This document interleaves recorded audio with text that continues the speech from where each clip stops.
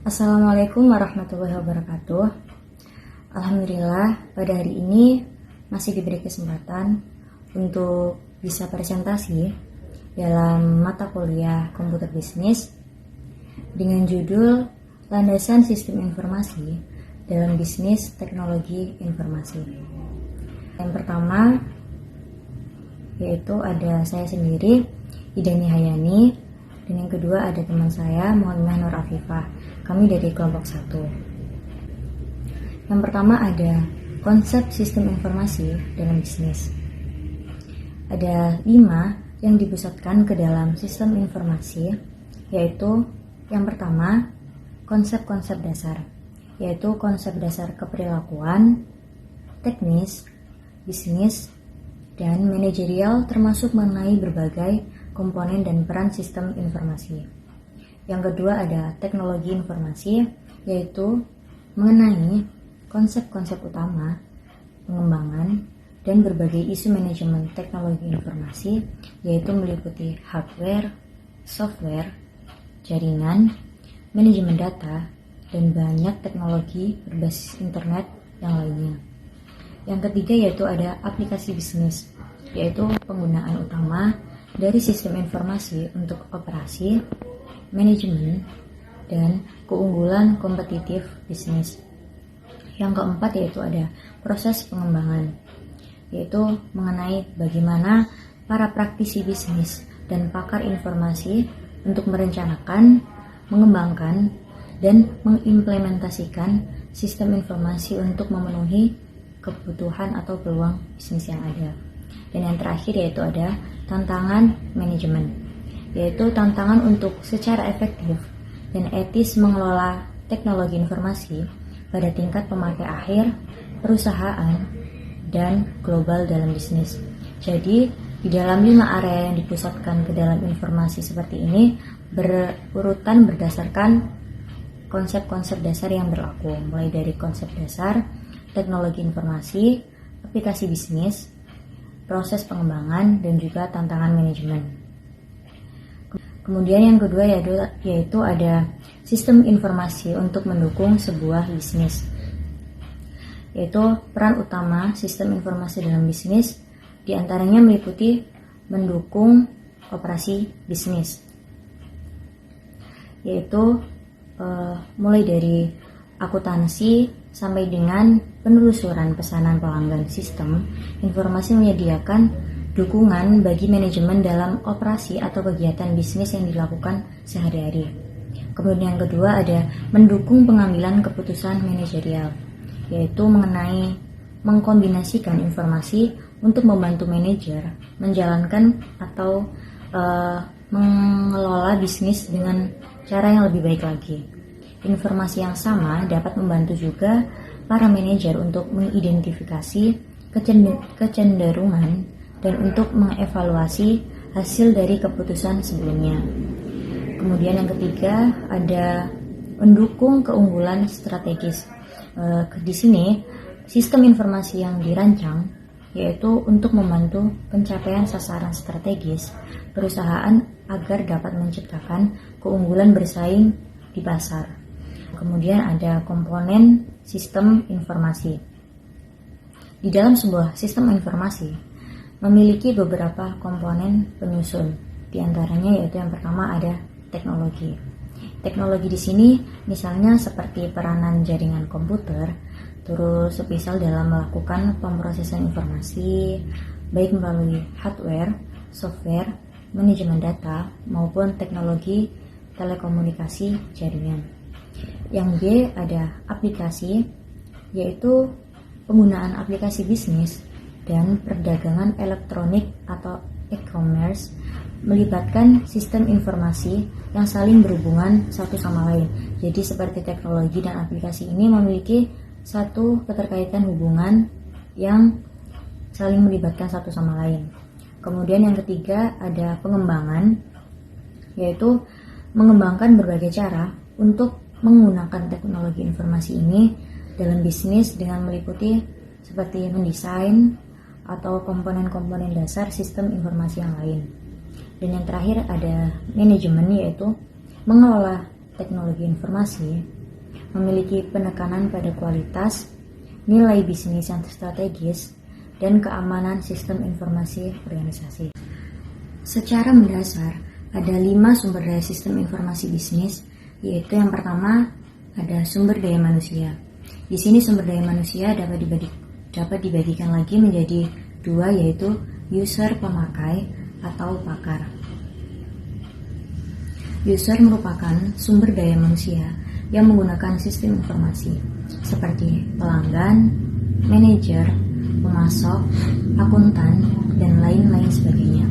Kemudian yang pakar yaitu merupakan sumber daya manusia yang mengembangkan dan mengoperasikan sistem informasi seperti analis, pembuat software, ataupun operator sistem.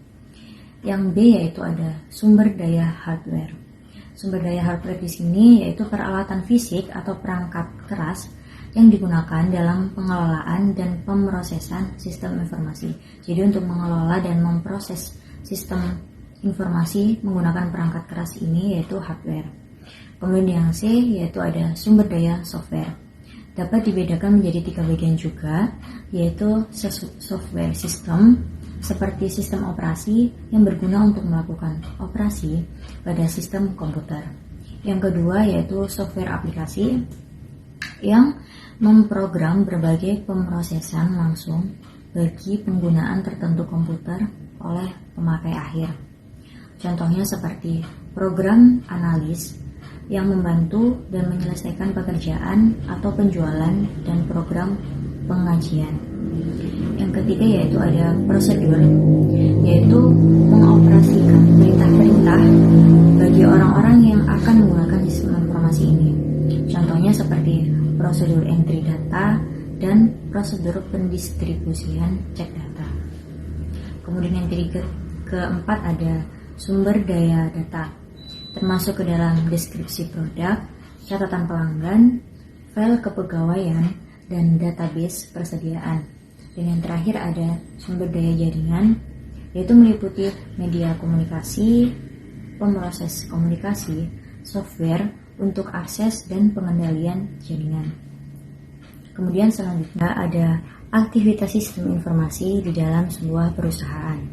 Yang pertama ada input sumber daya data, yaitu memindai secara optikal barang-barang dengan pengenal yang menggunakan kode garis. Jadi hanya orang-orang tertentu yang menggunakan kode garis untuk bisa mengakses atau menginput sumber daya data yang ada. Kemudian yang B ada pemrosesan data menjadi sebuah informasi, yaitu seperti menghitung pembayaran karyawan, pajak, dan potongan gaji yang lain-lainnya.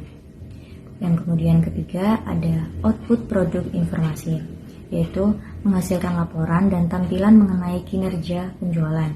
Contohnya seorang manajer penjualan dapat melihat tampilan video untuk memeriksa kinerja seseorang tenaga kerja penjualan, menerima pesan suara yang dihasilkan komputer melalui telepon, menerima cetakan dari hasil penjualan bulanan yang ada.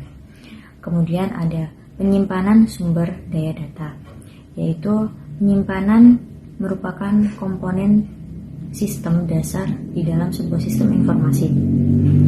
Penyimpanan ini merupakan aktivitas sistem informasi, tempat data dan informasi yang disimpan secara teratur untuk digunakan di kemudian hari. Kemudian yang terakhir ada pengendalian kinerja sistem, yaitu aktivitas sistem informasi yang penting adalah pengendalian kinerja sistem.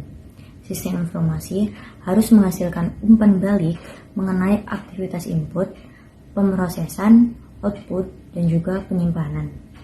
Umpan balik ini harus diawasi dan dievaluasi untuk menetapkan apakah sistem di dalam memenuhi standar kinerja yang telah ditetapkan di dalam sebuah perusahaan tersebut.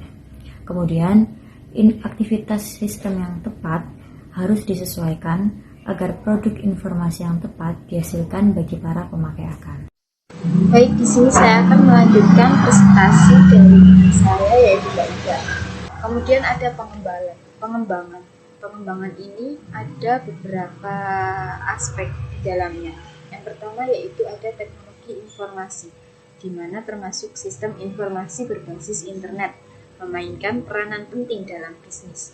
Teknologi informasi dapat membantu segala jenis bisnis, meningkatkan efisiensi dan efektivitas proses bisnis, pengembalian keputusan manajerial dan kerjasama kelompok kerja, hingga dapat memperkuat posisi kompetitif mereka dalam pasar yang cepat sekali berubah.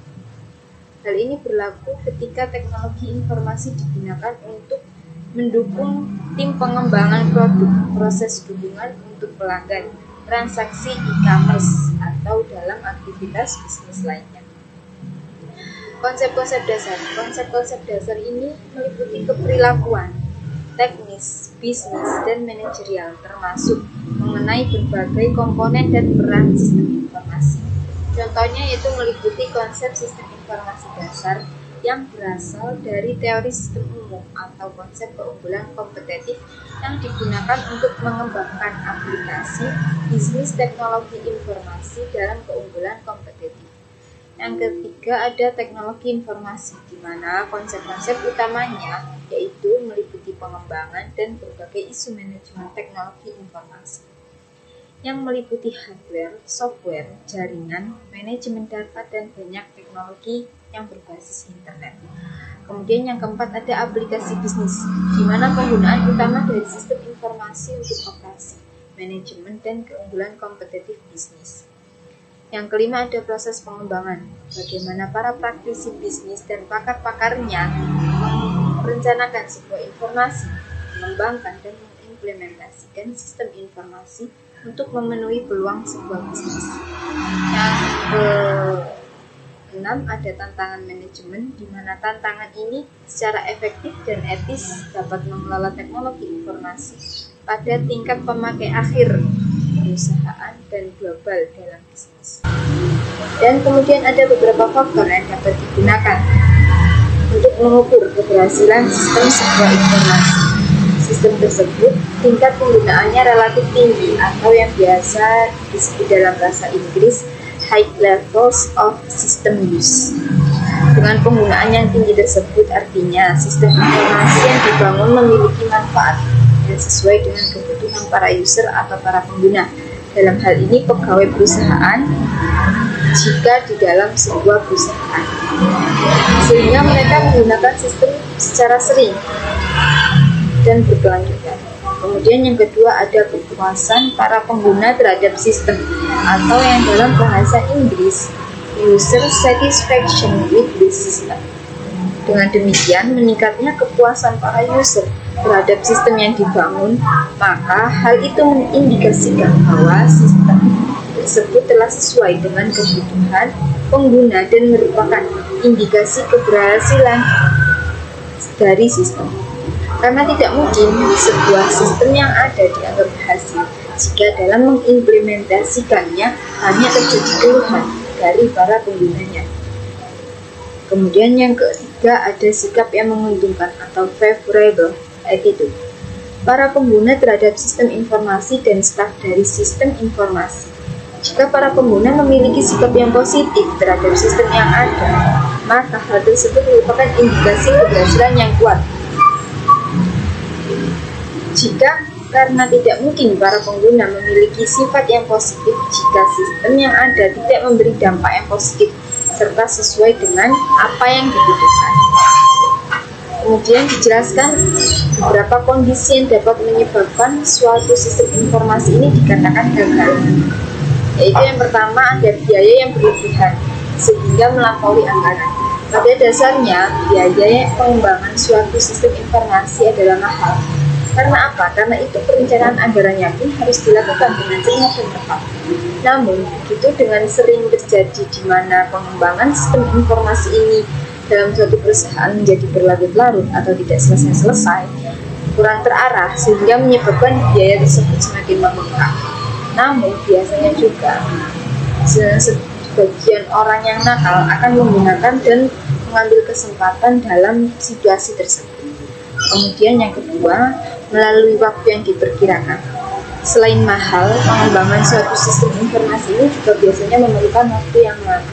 Hal ini disebabkan apa? Karena pengembangan sistem informasi ini merupakan suatu pekerjaan yang kompleks dan banyak, dan membutuhkan keakuratan serta kecermatan yang tinggi, dan tidak semuanya harus dilakukan secara tergesa-gesa.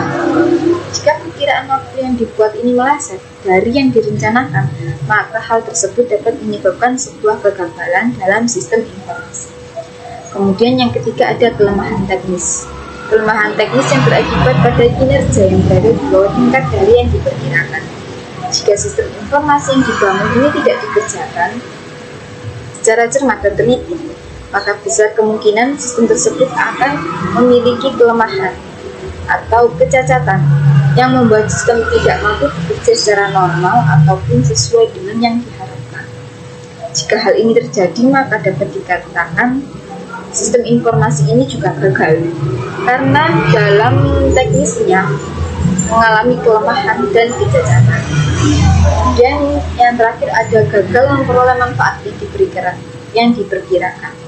Pada dasarnya, sebuah sistem informasi ini dikembangkan dan diterapkan dengan tujuan sesuai dengan kondisi dan kebutuhan yang ada dalam perusahaan. Misalnya saja seperti untuk sistem manajemen sumber daya, sistem pengelolaan keuangan, sistem pemasaran, dan lain sebagainya.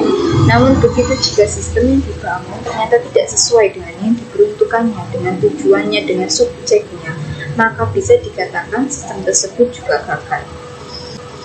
Untuk memastikan sebuah sistem informasi ini dapat berjalan dengan baik, maka perlu diperhatikan beberapa aspek. Yang pertama ada keterlibatan dan pengaruh pengguna. Kemudian kesenjangan komunikasi antara pengguna dengan perancang sistem informasi, dukungan manajemen, dan yang terakhir tingkat kompleksitas dan resiko. Pada dasarnya dan kesimpulannya, sistem informasi ini yaitu suatu sistem yang mengkombinasikan antara aktivitas manusia dan penggunaan teknologi untuk mendukung manajemen dan kegiatan operasional, di mana hal tersebut merujuk pada sebuah hubungan yang tercipta berdasarkan interaksi manusia, data, informasi, teknologi, dan algoritma. Interaksi manusia, data, informasi, teknologi, dan algoritma dalam suatu sistem informasi bisnis itu adalah sebuah kesinambungan atau sebuah hal yang menjadi satu keutuhan dan tidak dapat dipisahkan. Tujuan dari pengembangan sistem informasi ini sendiri yaitu untuk menghasilkan sebuah produk yang berisi kumpulan informasi. Sebuah sistem tentunya melibatkan berbagai jenis dan tipe data yang mampu diolah agar dapat ditampilkan dengan mudah kepada pengguna atau user. Sistem informasi ini merupakan bagian yang tidak terpisahkan dalam menciptakan proses bisnis, apalagi di era industri globalisasi 5.0 saat ini. Sehingga Anda perlu memastikan setiap aspek dan kebutuhan kita, dan semua harus bisa memastikan setiap aspek dan kebutuhan untuk membangun bisnis apakah telah sesuai dengan sumber daya yang kita miliki, sehingga kita dapat mengambil keputusan akhir secara tepat dan tidak tergesa-gesa. Karena sistem informasi ini juga memerlukan waktu untuk dikaji ulang. Sekian presentasi dari kami, kurang lebihnya mohon maaf. Assalamualaikum warahmatullahi wabarakatuh.